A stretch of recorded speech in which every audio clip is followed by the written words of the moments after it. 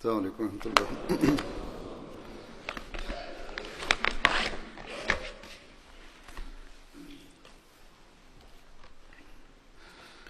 أشهد أن لا إله إلا الله وحده لا شريك له وأشهد أن محمدا عبده ورسوله أما بعد فأعوذ بالله من الشيطان الرجيم بسم الله الرحمن الرحيم الحمد لله رب العالمين الرحمن الرحيم مالك يوم الدين إياك نعبد وإياك نستعين اهدنا الصراط المستقيم صراط الذين أنعمت عليهم غير المغضوب عليهم ولا الضالين. Bismillahirrahmanirrahim. Hazur kaže, danas nastavljam sa dodatnim detaljima u vezi Zejda bin Harsa radijallahu anhu. U Rabiul Ahir poslanik sallallahu alejhi ve sellem je poslao ekspediciju plemenu Benu Sulejm. Hazreti Mirza Bashir Ahmed sahib u knjizi Sirat Hatamun Nebijin piše u 6. poslije hidžre časni poslanik sallallahu alejhi ve sellem je poslao svog oslobođenog roba i iskrenog sledbenika Zejda bin Harsa i još nekoliko muslimana na ekspediciju plemenu Benu Sulejm. Ova ekspedicija je poslana u Nadžer lokaciju. Mjesto se zvalo Dženem. Ljudi iz ovog plemena dugo vrijeme su spletkarili i pokušavali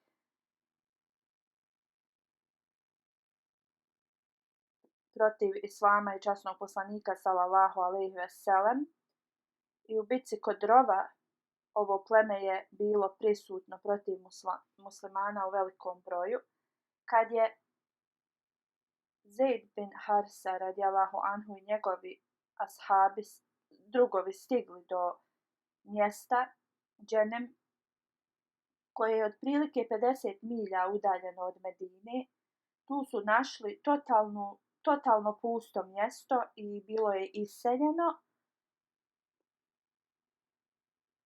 Našli su ženu iz plemena Mazina koja se zvala Halima. Ona je bila iz plemena koje je bilo protiv islama. Hazreti Zejd je iznenada se tu pojavio sa svojim drugovima i zbog toga mnogi ljudi su pobjegli. Oni su tad zarobili nekoliko ljudi i doveli su ih nazad u Medinu. Među ovim ljudima je bio muž od Halime. Časni poslanik sallallahu alejhi ve sellem zbog Halime je oslobodio i nju i njenog muža i nije tražio otkup za njih. Halima i njen muž su se vratili vrlo zadovoljni i sretni svojoj kući. Još jedna ekspedicija u kojoj je učestvovao Zejd radijallahu anhu, koju u Sirat Hatamun Nebijin Hazreti Mirza Bashir Ahmed sahib spominje. Poslije ove ekspedicije Benu Sulejm, nekoliko dana poslije časni poslanik sallallahu alejhi ve sellem je poslao 170 ashaba na novu ekspediciju i razlog ove ekspedicije je bio da su čuli da iz Sirije dolazi kurešijski karavan i zbog toga časni poslanik ih je poslao da izvide situaciju. Trebam da razjasnim da su ljudi iz Kurejš plemena uvijek nastojali što više da se približavaju Medini, čak i kad su putovali, tako da je uvijek postojala opasnost od njih. Gdje god bi ovi karavani prolazili, pokušavali su da nagovore plemena protiv islama. Hazreti Mirza Bashir Ahmad Sahib kaže: radi ovoga veliko neprijateljstvo se desilo protiv muslimana. I zbog toga je bilo neophodno da se zaustave. U svakom slučaju časni poslanik sallallahu alejhi ve sellem kad je dobio informacije o karavanu, poslao je Hazreti Zejda radijallahu anhu na ovu ekspediciju i Hazreti Zejd je sa velikom pažnjom otišao na izvidnicu. Vrlo tajno je putovao i stigao je do lokacije i nije bio primijećen. To mjesto je bilo 4 dana udaljeno od Medine. Bilo je blizu mora. I zato što se iznenadno pojavio, radi toga ljudi su pobacali tovare koji su nosili i također je uspio da zarobi neke od njih i njihove stvari koje su ostale iza njih. Onda ih je doveo u Medinu. Hazur kaže: zapamtite da svaka ekspedicija koja je bila poslata je bila radi toga zato što su neprijatelji radili protiv islama i tražili bilo koji način da napadnu muslimane. I zbog ovog razloga mnoge ekspedicije su bile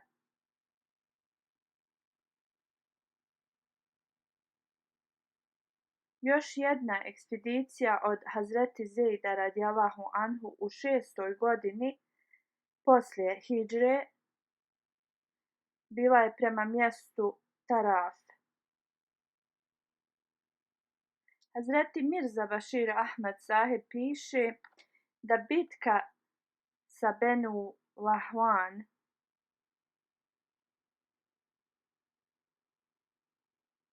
posle kratkog vremena u Džumadul Ahira mjesecu u 6. poslije hidžre časni poslanik sallallahu alejhi ve sellem pod liderstvom Hazreti Zejda radijallahu anhu je poslao ekspediciju sa 15 ashaba prema Tarafu.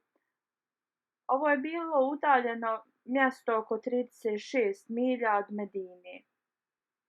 U ovoj lokaciji Benu Salma, koji su boravili tu, ljudi iz Benu Salma, ali prije nego što je ova ekspedicija stigla do njih, oni su saznali o njihovom dolasku i pobjegli su iz tog mjesta. Tu je Hazreti Zejd i njegovi drugovi ostali nekoliko dana i onda su se vratili u Medinu. I na ovoj ekspediciji nikakva borba se nije desila. Još jedna ekspedicija Hazreti Zejda je bila u Džamad al-Ahira mjesecu u 6. poslije hidžre. Hazreti Mirza Bashir Ahmad Sahib piše da je časni poslanik sallallahu alejhi ve sellem poslao Hazreti Zejda u Ismu, mjesto koje je bilo s jedne strane Medine, i ljudi Benu Džalam plemena su živjeli tu. Razlog za ovu ekspediciju je bio da kada se jedan ashab koji se zvao Dahijalul Kalba zajedno sa vladarom Rome se vraćao i on je nosio sa sobom neke stvari koje je vladar Rome njemu dao. I kad je ovaj ashab prišao blizu Benuđala plemena, onda je njihov poglavica Huneid bin Arid zajedno sa svojim ljudima napao Dija.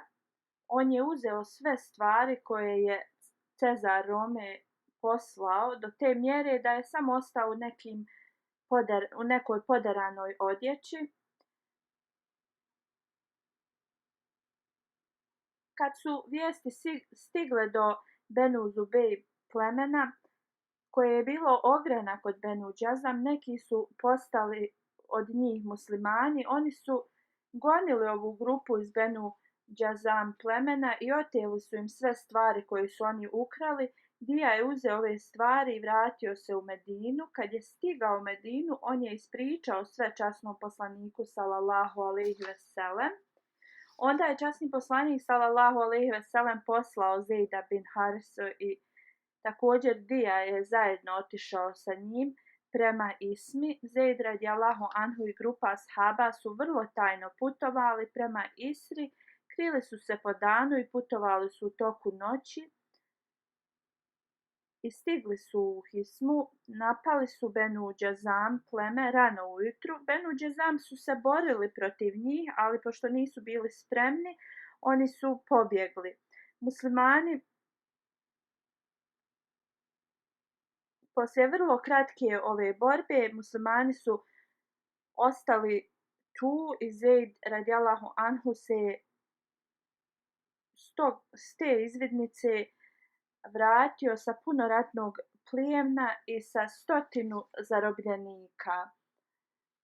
Kako god Zejd nije ni stigao do Medine kad je Benu Zubejb pleme, koje je bilo ogranak Benu Džazam, dobilo vijesti u vezi ovoga i odmah su došli kod časnog poslanika. Prije nego što je Zejd stigao nazad, rekli su: Allahov poslaniče, mi smo postali muslimani i dat nam je ugovor da će naši ljudi biti pod našom zaštitom. Zašto su onda ljudi iz Medine napali naše pleme? Časni poslanik sallallahu alejhi ve sellem je rekao: da, vi ste u pravu, ali Zejd nije znao za ovo. Časni poslanik je mnogo puta ponavljao da mu je bilo puno žao tih njihovih ljudi koji su izginuli. Poslije ovoga ashab koji je bio poglavica Rafa, Ebu Zejd, je rekao: ja Resulullah, mi ne tražimo nikakvu naknadu za ove ljude koji su poginuli, to je bila nesreća i zbog nesporazuma i ti ljudi oni su bili zaštićeni pod ovim ugovorom, ali oni koji su živi i imovina koju je Zejd zarobio treba da bude vraćena. Časni poslanik sallallahu alejhi ve sellem je rekao: potpuno ste u pravu, i odmah je poslao Hazreti Alija prema Hazreti Zejdu i također je poslao svoj mač s njima kao poruka Hazreti Zejdu da svi zarobljenici ratni plijen odmah se vrate nazad. Kad je Zejdu radijallahu anhu ovo bilo javljeno, odmah je to uradio i oslobodio i vratio je sve. Ovo je primjer koliku pažnju i poštovanje časni poslanik sallallahu alejhi ve sellem je imao prema ugovorima i zbog ovog ugovora svi su bili oslobođeni. Onda još jedna ekspedicija u Redžepu 6. poslije hidžre. Ovo je spomenuto kad je Zejd radijallahu anhu stigao u to mjesto. Ljudi iz Benu Tara su bili tu i oni su se borili. Mnogi muslimani su bili ubijeni. Zejd je također bio ranjen, ali uzvišeni Allah Đelešanuhu ga je sačuvao. Hazreti Mirza Bashir Ahmed sahib piše Vadijatul Kur'an, koja je spomenuta u hadisu, je sjeverno od Medine i mnoga plemena su živjela tu i zbog toga se zvalo Vadijatul Kur'an, to jeste mjesto koje je naseljeno ili dolina koja je naseljena. Ova ekspedicija je bila u 8. poslije hidžre. Otišli su u Siriju. Alama ibn Sad spominje da je časni poslanik sallallahu alejhi ve sellem poslao Harisa bin Umeira kao njegovog izaslanika. Kad su stigli do Muta, njega je ubio Šaravil bin Amel. Osim Haris bin Umeir, nijedan drugi izaslanik časnog poslanika sallallahu alejhi ve sellem nije bio ubijen. U svakom slučaju ova tragedija je ostavila veliki utisak na časnog poslanika sallallahu alejhi ve sellem. Časni poslanik sallallahu alejhi ve sellem je pozvao svoje ljude, oni su se okupili vrlo brzo i bilo ih je oko 3000. Časni poslanik sallallahu alejhi ve sellem je rekao da je Zeid bin Harsa njihov vođa i da pripremi bijelu zastavu i da je daju Zeidu radijallahu anhu i da idu u mjesto gdje je Haris bin Umeir bio ubijen. Rekao je: pozovite ljude koji žive tu u islam. Ako prihvate, u redu je. A ako odbiju, tražite Allahovu pomoć protiv njih i borite se. Ovo se desilo u 8. godini poslije hidžre. Hazreti Abdullah bin Umar prenosi da je časni poslanik sallallahu alejhi ve sellem za ekspediciju Mata postavio Zeida bin Harsa kao vođu. Onda je rekao: ako je Zeid radijallahu anhu bude ubijen, Džafer će biti vođa. Ako Džafer pogine, onda Abdullah bin Ravaha će da bude vaš vođa. Džašil bin Umra je također ime ove ekspedicije i spomenuto je u Buhariju i na drugim mjestima. Spomenuto je u hadisu da Hazreti Džafer je rekao časnom poslaniku sallallahu alejhi ve sellem: ja Rasulallah, ja nikada nisam mislio da ćeš mene da staviš kao vođu od Zeida. Časni poslanik sallallahu alejhi ve sellem je rekao: ostavi ovo na miru, ti ne znaš šta je bolje. Hazreti Muslim Maud radijallahu anhu govoreći o ovoj ekspediciji Muta, Hazur kaže: iako sam nekoliko sedmica ili mjeseci prije već spomenuo u vezi ovoga, ali zbog toga, zato što je ovo povezano sa Hazreti Zeidom, ponovo ću da spomenem.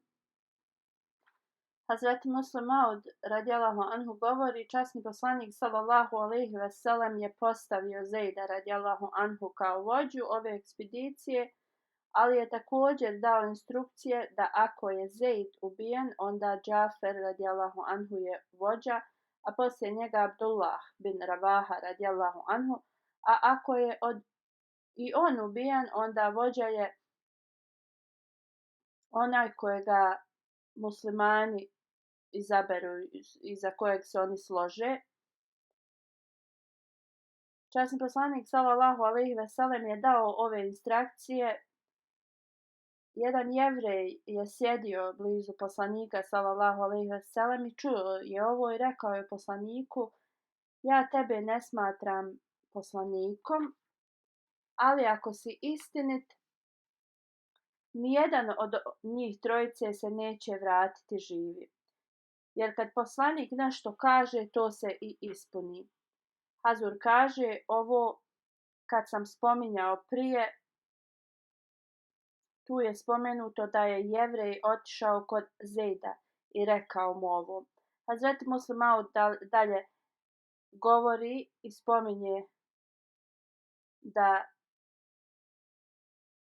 je ovaj jevrej otišao i kod Zejda radijallahu anhu i rekao mu je, ako je tvoj poslanik istinit, nećeš se vratiti iz ove bitke. Hazreti Zejd radijallahu anhu je odgovorio, da li ću se vratiti ili ne, to Allah jedino zna.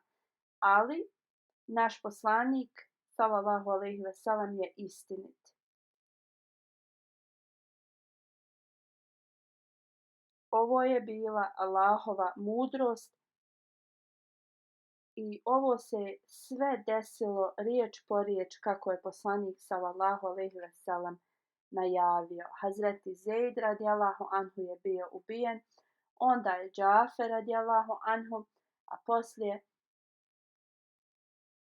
Hazreti Abdullah bin Ravaha je bio vođa i onda je postao šehid.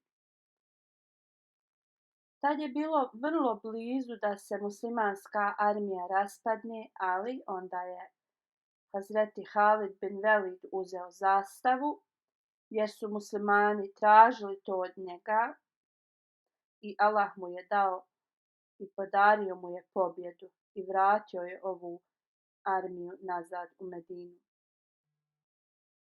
Mi ovo nalazimo u Buhariju. Hazreti Anas bin Malik prenosi da je časni poslanik sallallahu alejhi ve sellem rekao, Zejd je uzeo zastavu i postao je šehid, onda je Džafer uzeo zastavu i postao je šehid, a onda Abdullah bin Ravaha. Kad je časni poslanik sallallahu alejhi ve sellem čuo ove vijesti, počeo je da plače. Onda mu je rečeno da je Halid bin Velid uzeo zastavu i pobijedili su. Kad su ove vijesti stigle o Zejdu, Hazreti Zejdu i Hazreti Džaferu i Abdullahu, da su oni postali šehidi, časni poslanik sallallahu alejhi ve sellem je ustao. Prvo je bio informisan o Hazreti Zejdu radijallahu anhu. Časni poslanik sallallahu alejhi ve sellem je rekao, o Allahu, oprosti Zejdu. O Allahu, oprosti Zejdu. Onda je rekao, o Allahu, oprosti Džaferu i Abdullahu bin Ravaha. Hazreti Ajša radijallahu anha prenosi kad su Hazreti Zejd i Hazreti Džafer i Hazreti Abdullah radijallahu anhu postali šehidi, časni poslanik sallallahu alejhi ve sellem je sjedio u džamiji. Jasno se vidjela njegova tuga. U Tabkatul Kubra je zapisano kad je Hazreti Zejd radijallahu anhu postao šehid, časni poslanik sallallahu alejhi ve sellem je otišao kod Hazreti Zejdove porodice. Njegova kćerka je izgledala kao da će da počne da plače i onda je časni poslanik sallallahu alejhi ve sellem također počeo da plače. Hazreti Zejd bin Abada je rekao, o Allahov poslaniće, ti imaš suze u svojim očima. Onda časni poslanik sallallahu alejhi ve sellem je rekao, ovo je ljubav voljenu prema svom voljenom. Alama ibn Sad prenosi u vezi ovog događaja da je časni poslanik sallallahu alejhi ve sellem postavio Hazreti Zejda radijallahu anhu za vođu ove ekspedicije. I on ga je učinio vođom od drugih. Kad su muslimani se borili i vođe su tad je vođe poslanik sallallahu alejhi ve sellem postavljao, ali također i te vođe su učestvovali u borbi. Hazreti Zejd je uzeo zastavu i drugi su ga slijedili. Drugi ljudi su ga slijedili i došli su da mu pomognu u borbi. U toku ove borbe postao je šehid od koplja. Pogođen je kopljem i u vrijeme smrti imao je 55 godina. Časni poslanik sallallahu alejhi ve sellem je predvodio njegovu dženazu i rekao je, molite se za Zejda, on je ušao u džennet i hoda džennetom. Hazreti Usama, sin Hazreti Zejda radijallahu anhu, prenosi časni poslanik sallallahu alejhi ve sellem bi uzeo Hazreti Usamu i Hazreti Hasana i govorio je: O Allahu, voli ih obadvojicu, jer ih ja volim obadvojicu. Hazreti Džabala prenosi da je časni poslanik sallallahu alejhi ve sellem on ne bi išao ni u jednu borbu i ne bi davao svoje oružje nikome osim Hazreti Aliju i Hazreti Zejdu. Hazreti Džabala također prenosi drugi hadis: kad bi poslanik sallallahu alejhi ve sellem dobio dva poklona, jedan bi uzeo sebi, a drugi bi dao Hazreti Zejdu. Na drugom mjestu se spominje da je Hazreti Zejd bio poznat kao voljena osoba časnog poslanika sallallahu alejhi ve sellem. U vezi Hazreti Zejda časni poslanik sallallahu alejhi ve sellem je rekao: onaj od ljudi koji je najdraži meni je onaj kojeg je Allah dželešanuhu nagradio, drugim riječima Zejd radijallahu anhu. Uzvišeni Allah ga je kroz Islam nagradio, a časni poslanik sallallahu alejhi ve sellem kad ga je oslobodio ropstva. U vezi borbe Muta postoje mnogi historijski zapisi. Da bi se osvetio za ovo, časni poslanik sallallahu alejhi ve sellem je spremio veliku armiju u 12. posle hidže. U stvari, u 11. godini posle hidže časni poslanik sallallahu alejhi ve sellem je govorio ljudima da budu spremni i da se bore protiv Rome. Iako ova armija koju ja spominjem, Hazur govori, nije imala ništa sa Hazreti Zejdom, jer je on postao šehid prije ovoga, ali priprema armije i tako dalje. Hazreti Zejd se spominje i zbog toga želim da također ovo spomenem. U prošlosti kad sam spominjao Usamu, ovo je spomenuto. U svakom slučaju Hazreti Usama nije bio ashab koji je učestvovao u bitci na Bedru, jer je on tada bio mali. Kad je ova armija bila pripremljena, časni poslanik sallallahu alejhi ve sellem je postavio Usamu za vođu i rekao je: idi prema mjestu gdje je tvoj otac ubijen. I rekao je: idi prema Siriji i putuj brzo tako da oni ne saznaju u vezi tvog dolaska. Ujutro ljudi iz mjesta Ubna blizu Muta u Siriji su tu gdje se borba Muta dogodila. Rekao je da tu idu i da napad bude izvršen na tom mjestu. Postoji mjesto između Damaskus. Rečeno je da loza Hazreti Luta je živjela tu. I spomenuto je da je ovo mjesto prema Palestini. Rekao je: idite tu i pripremite armiju da bi se osvetio Hazreti Zejd. Časni poslanik sallallahu alejhi ve sellem je rekao Hazreti Usami: povedi nekoga ko zna put dobro. I postavio je nekog i također da treba da postavi nekoga ko će da izviđa za njega. Rekao je da ti uzvišeni Allah da uspjeh i da se brzo vratiš. U to vrijeme Hazreti Usama je imao 17 do 20 godina. Časni poslanik sallallahu alejhi ve sellem je pripremio zastavu sam za Hazreti Usamu i rekao je: idi u džihad radi Allaha. Kogod poriče Allaha, napadni ga. Hazreti Usama je uzeo zastavu i dao je Hazreti Rejda. Ova armija je stigla u Džurf, mjesto 3 milje udaljeno od Medine, i ovdje su se sakupili zajedno. Ova armija je bila oko 3000 vojnika. Muhadžiri i ensarije su učestvovali. Hazreti Ebu Bekr, Hazreti Omer, Hazreti Ebu Ubejda bin Džera, Hazreti Sad bin Ebi Vakas. Svi ovi veliki ashabi su bili dio ove armije, ali vođa ove vojske je bio Hazreti Usama koji je imao 17 do 20 godina. Neki ljudi su govorili da kako da ovaj mladić bude vođa kad među vojnicima su ovi stariji poštovani ashabi. Časni poslanik sallallahu alejhi ve sellem nije volio ove riječi. On je zamotao svoju glavu i imao je platno oko svog tijela. Ustao je i rekao: O ljudi, kakve to riječi govorite? Neki od vas su se suprotstavljali da Usama bude vođa. Ako se budete zato suprotstavljali što ja postavljam Usamu za vođu, vi ste također kritikovali kad je i njegov otac bio vođa. Kunem se Allahom, Zeid bin Harsa je imao kvalitete vođe, a poslije njega njegov sin posjeduje iste kvalitete. On je bio od onih ljudi koji su bili najdraži meni, a obadvojica njih su oni koji će da rade najbolje. Časni poslanik sallallahu alejhi ve sellem je rekao: moja želja za Hazreti Usamu jeste zato što je on jedan od najboljih među vama. 10. Rabiul Evela bila je subota, 2 dana prije nego što će časni poslanik sallallahu alejhi ve sellem da premine. Ovi ljudi koji su trebali da putuju sa Hazreti Usamom, oni su se selamili s časnim poslanikom i išli su da se sastanu sa armijom u mjestu Džurf.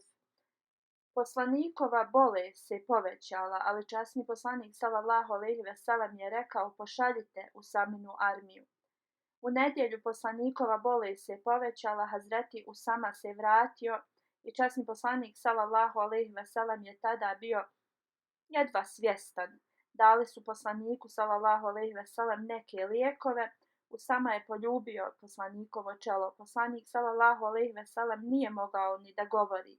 Kako god, časni poslanik sallallahu alejhi ve sellem je podigao oba dvije ruke prema nebu i stavio ih je na Usamu. Usama govori da je on to razumio, da se časni poslanik sallallahu alejhi ve sellem molio za njega. Hazreti Usama se vratio svojoj armiji u utorak. Časni poslanik sallallahu alejhi ve sellem je još više bio bolestan. Časni poslanik je rekao Usami: idi Allahovim putem. Hazreti Usama je otišao od časnog poslanika sallallahu alejhi ve sellem i krenuo sa svojom armijom i rekao je ljudima da brzo krenu. U toku ovog vremena njegova majka Hazreti Umi Ejmen je dobila poruku da je časni poslanik sallallahu alejhi ve sellem na izmaku njegovog života.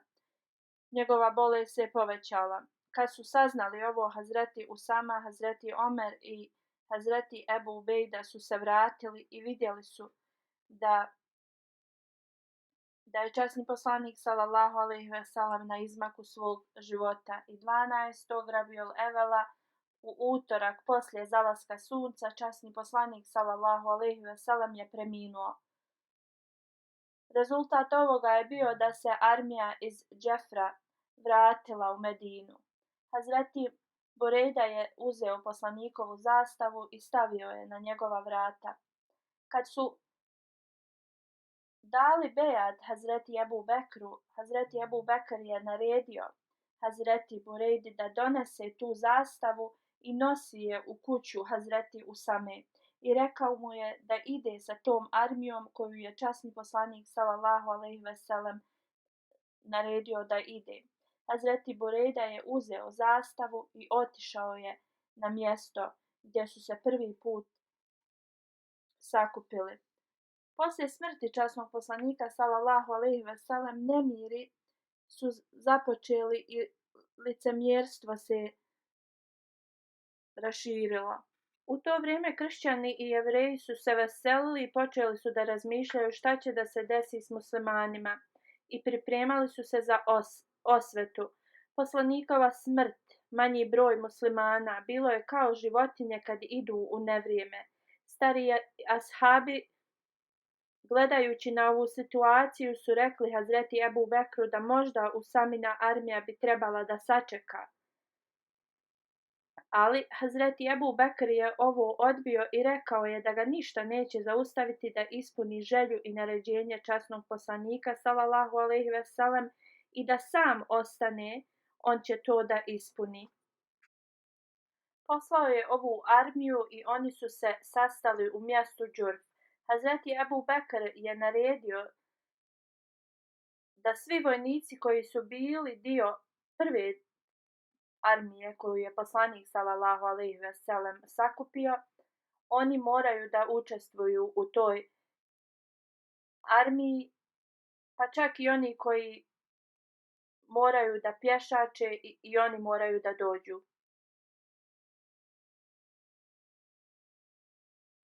U svakom slučaju armija se ponovo oformila. Neki ashabi su opet govorili da bi trebali da sačekaju još neko vrijeme. Hazreti Usama je onda rekao Hazreti Omeru, idi Hazreti Ebu Bekru i reci u vezi ovih prijedloga.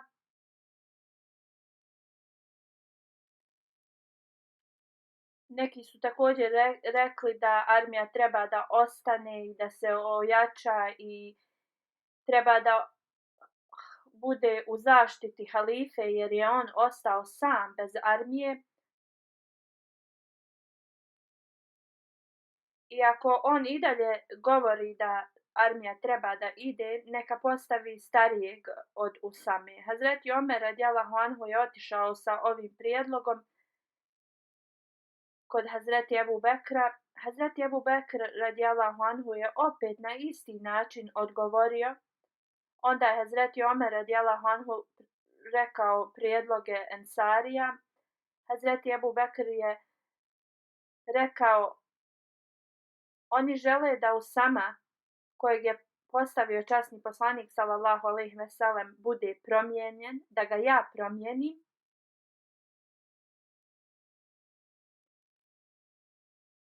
On to nije dozvolio i tad je Hazreti Omer radijallahu anhu se vratio nazad.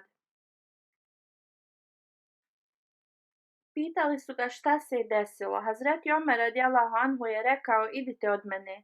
Zbog vas halifa Božjeg poslanika je bio nezadovoljan sa mnom. Kad su prema instrukcijama časnog poslanika sallallahu alejhi ve sellem ponovo formirali armiju i skupili se u mjestu Džurif, Hazreti Ebu Bekr radijallahu anhu je otišao tu i pregledao je armiju i dao im je strategije.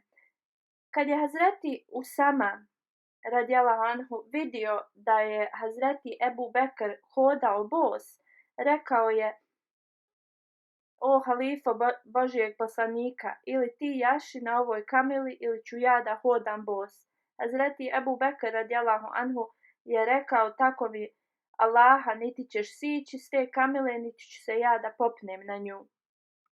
On je rekao ja ću da koristim svoje noge prema ovoj borbi, jer kad čovjek pješači da bi učestvovao u borbi, onda njegova blagoslov se poveća 700 puta i 700 njegovih grijeha je oprošteno, a 700 dobrih djela mu je dato. Hazreti Ebu Bekr radijallahu anhu je trebao Hazreti Omera u Medini za mnoge stvari. On je rekao Usami da ostavi Hazreti Omera sa njim i Hazreti Usama mu je dao dozvolu. Onda je Hazreti Omer ostao u Medini sa Ebu Bekrom radijallahu anhu. Poslije, kad bi god Hazreti Omer se sastojao sa Hazreti Usamom, on bi mu govorio Esselamu alejkum eju hennemin, što znači o vođo mir neka je na tebe. A Hazreti Usama bi odgovarao o vođo vjernika, neka ti Allah podari milost. Hazreti Ebu Bekr radijallahu anhu je rekao armiji da nikada ne budu izdajnici i da ne kradu i nikada nemojte da isakapite umrla tijela u ratu. Ne ubijajte djecu, starce, žene. Nemojte da rušite drveća ili da ih palite. Osim da za hranu nemojte da ubijate životinje. Bez razloga sigurno ćete proći mjesta gdje se obožavaju idoli, ostavite ih na miru. Ljudi će vam donositi raznu hranu, recite bismillah i jedite tu hranu. Upoznaćete ljude koji ne pokrivaju svoju glavu kako treba, lagano ih udarite i neka vas Allah čuva. Hazreti Ebu Bekr je rekao Hazreti Usami, upute koje ti je časni poslanik sallallahu alejhi ve sellem dao, ispuni ih. On je rekao da iskreno vjeruje da će biti uspješni i dobiti pobjedu. U Rabiul Ahir u 11. posle hidžre, Hazreti Usama je otišao sa armijom i ispunio je instrukcije koje mu je časni poslanik sallallahu alejhi ve sellem dao. Izutra je napao neprijatelje i njegova armija je dizala slogane: o pomoćniku, pomozi mi. Ko je god napao i suprotstavio se muslimanskoj armiji, ubili su ga. Bilo je mnogo zarobljenika, mnogo ratnog plijena. Oni su zadržali 1/5 od ratnog plijena, a ostalo su podijelili. Armija je ostala 1 dan i sljedeći dan su se vratili u Medinu. Hazreti Usama je poslao nekoga da donese radosne vijesti o pobjedi u Medinu. Nijedna osoba nije bila ubijena iz ove armije. Kada su stigli u Medinu, Hazreti Ebu Bekr radijallahu anhu, muhadžiri i ensarije su ih velikodušno dočekali. Hazreti Burejda je nosio zastavu. Kad je Hazreti Usama ušao u Medinu, otišao je do poslanikove džamije i klanjao je 2 rekata na file. I onda je otišao svojoj kući. Prema nekim izvorima zabilježeno je da je ova armija ostala izvan Medine 40 do 45 dana i da su se onda vratili.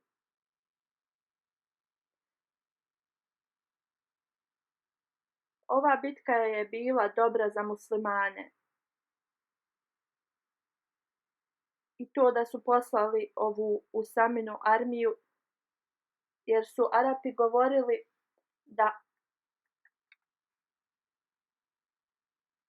da muslimani nisu bili spremni i moćni, ne bi slali ovu armiju iz Medine. Tako da nevjernici zbog ovoga nisu izvršili svoje planove koje su planirali prije ove ekspedicije. Uz Allahovu pomoć Hazreti Usama je ispunio sve instrukcije časnog poslanika sallallahu alejhi ve sellem.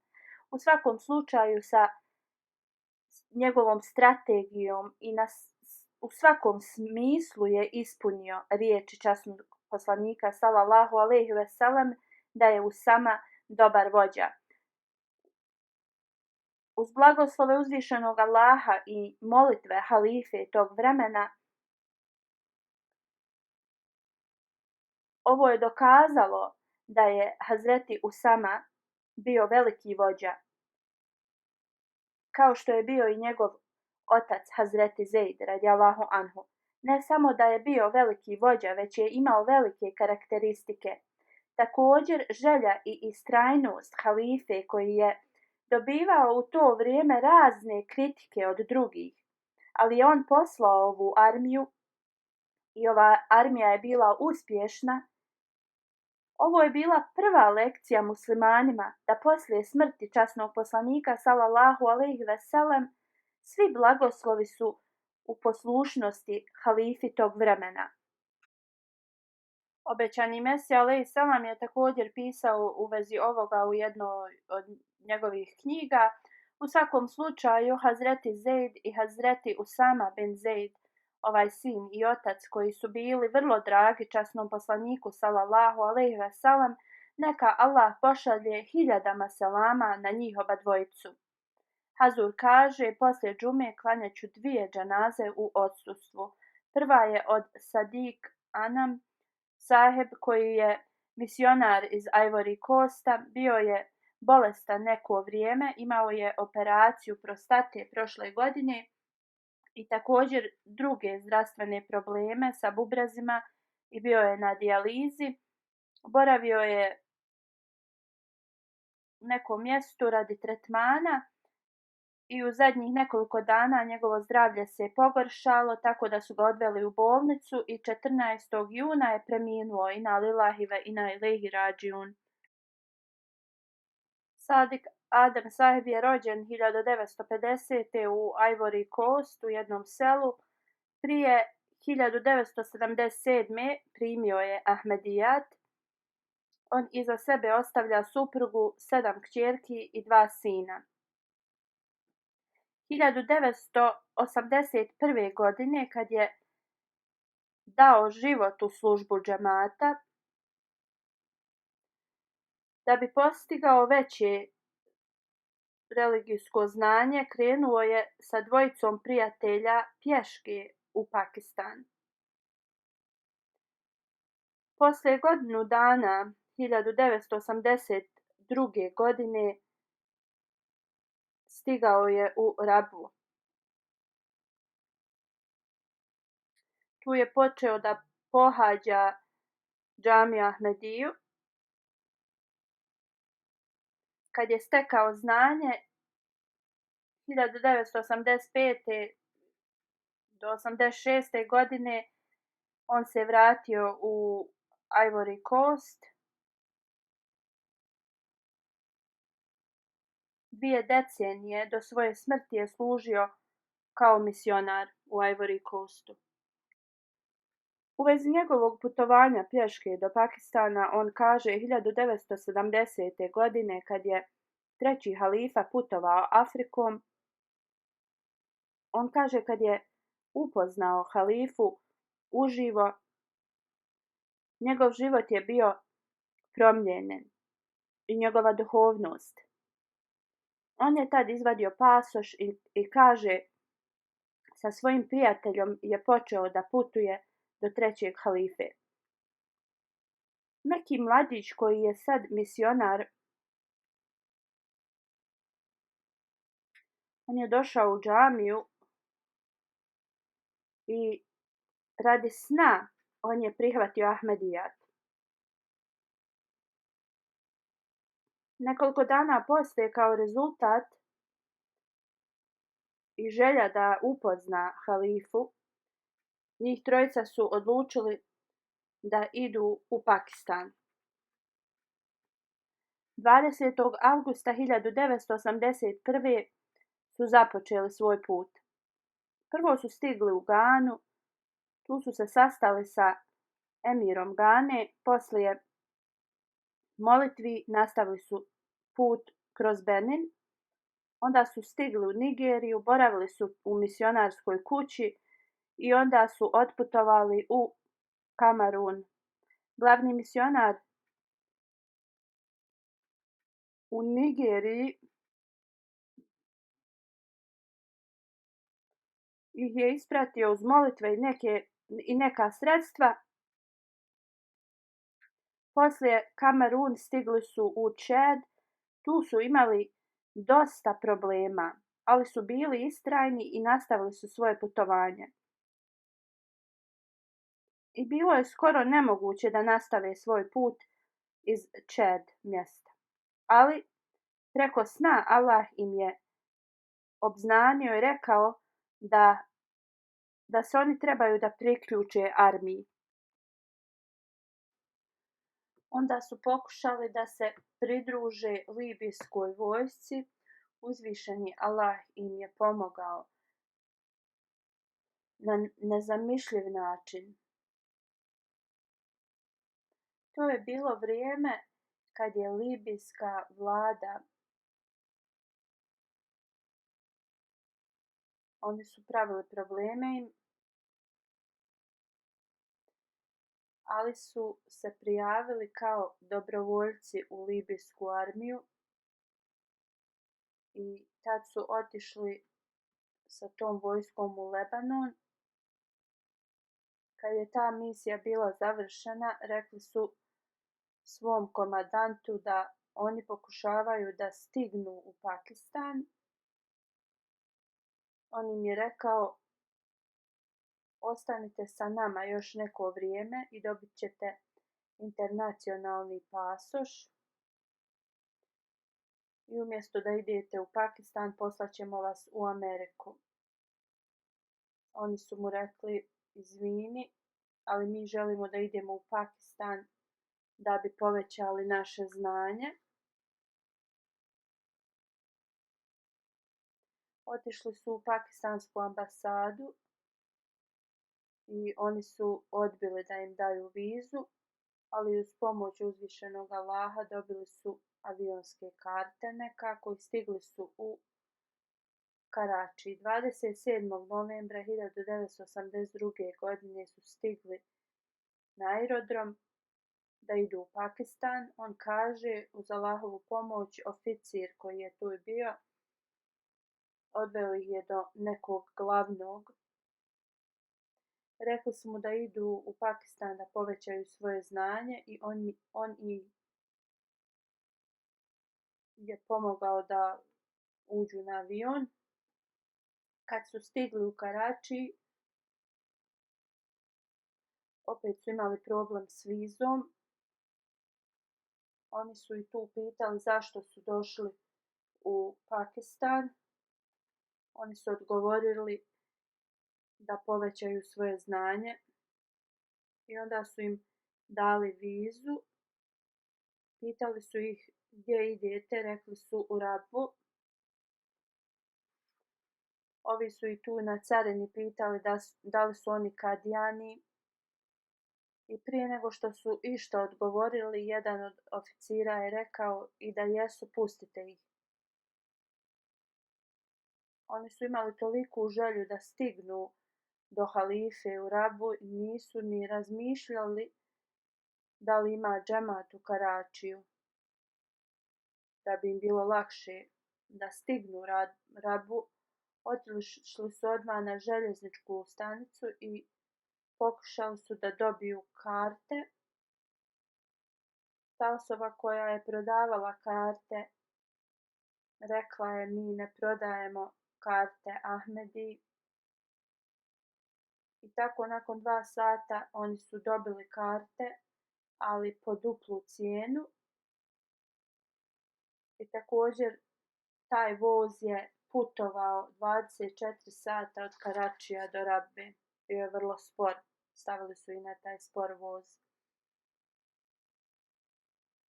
Posle ovog dugog putovanja stigli su u Rabu. Otišli su u Darul Ziyafet, kuća za goste. Oni nisu govorili urdu. Ovi ljudi su spominjali Hazreti Halifatul Mesih IV, što njima nije bilo jasno, i onda su saznali da je Halifatul Mesih III preminuo. Upoznali su se sa 4. halifom, upisali su se u džamiju Ahmedija. Kad su završili džamiju Ahmediju, vratili su se u Ivory Coast. Bili su poslani u različite džamate da služe od 1987. do 1991. bili su u Beninu, od 1994. do 1997. u Togo i onda su se vratili posle u Ivory Coast.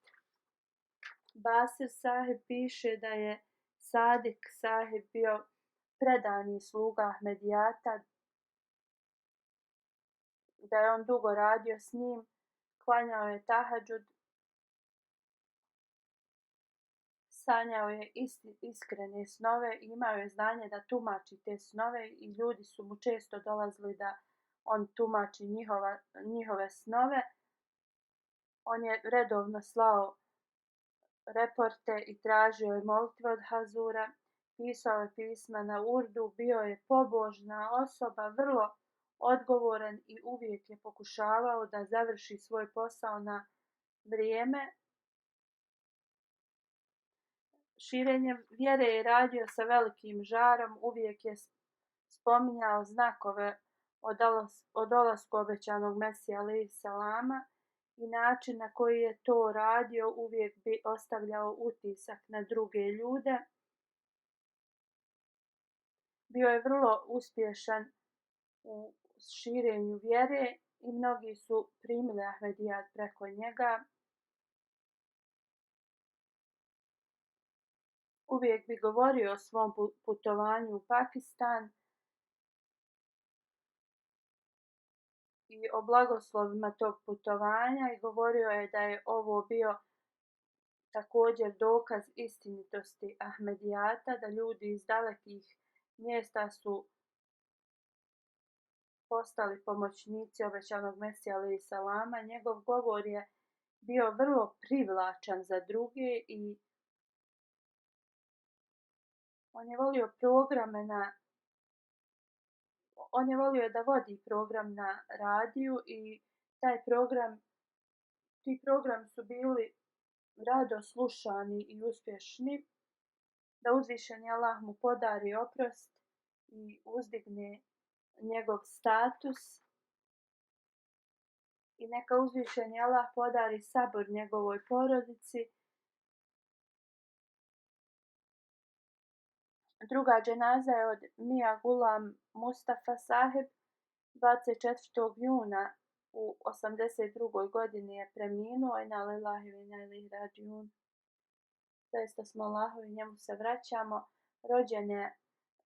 On je rođeni Ahmedi, uvijek je bio redovan u namazima i u tahadžudu, učio bi ezan za sabah namaz i budio bi svoju porodicu na sabah. Do njegove smrti Allah ga je blagoslovio da može da posti Ramazan. Imao je veliku želju za širenjem vjere. Koga je god sreo, govorio bi im o Ahmedijatu. Bio je puno iskren i imao je veliku poslušnost prema hilafetu.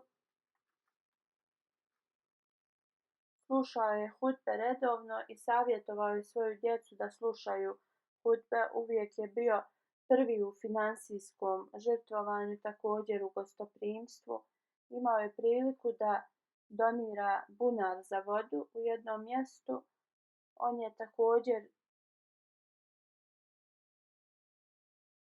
On je ispunio svoj vasijat. Prije nekoliko godina je dao svoju kuću džematu i boravio je u jednoj sobi u džamiji. Sad ova kuća se koristi kao misionarska kuća. Bio je Musi. Ostavlja iza sebe 3 sina i 2 kćerke. Gulam Mustafa, misionar iz Burundi, je njegov sin. On nije mogao da prisustvuje očevoj dženazi i nije također mogao da prisustvuje ni na dženazi od njegove majke koja je nedavno preminula.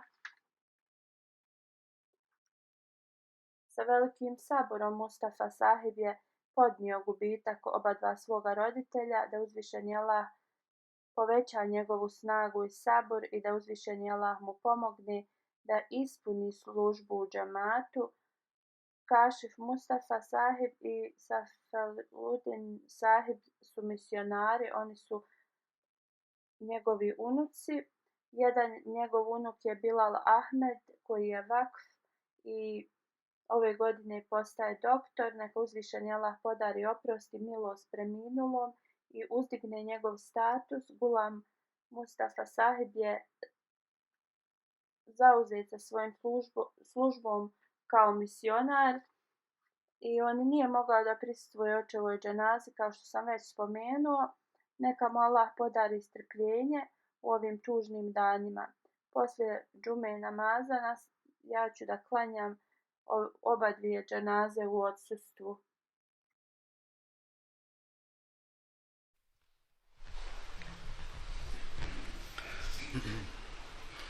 Alhamdulillah,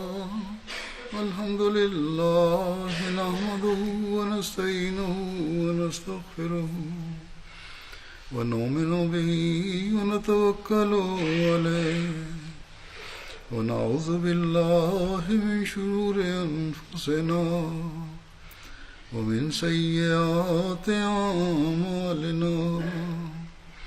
من يهده الله فلا مضل له ومن يضلل فلا هادي له ونشهد أن لا إله إلا الله ونشهد أن محمدا عبده ورسوله عباد الله رحمكم الله إن الله يأمر بالعدل والإحسان وإيتاء ذي القربى وينهى عن الفحشاء والمنكر والبغي يعظكم لعلكم تذكرون اذكروا الله يذكركم وادعوه يستجب لكم ولذكر الله أكبر